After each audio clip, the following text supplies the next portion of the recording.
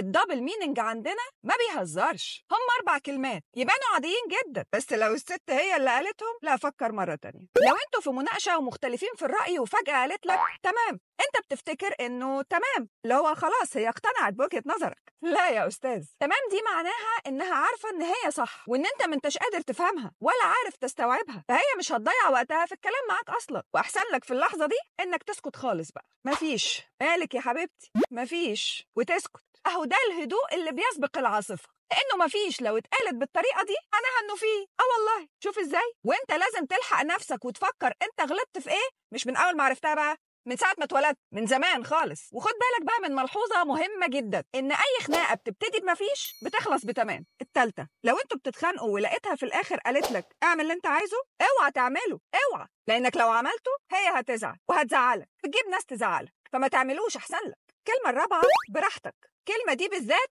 خطيرة جدا، إن معظم الرجالة بتفتكر إنه كده خلاص الست استسلمت. بتهيأ لك، لأن براحتك دي الست بتستخدمها علشان تفكر في طريقة إزاي تندمك بيها على القرار اللي أنت أخدته ده طول عمرك. خد بالك بقى.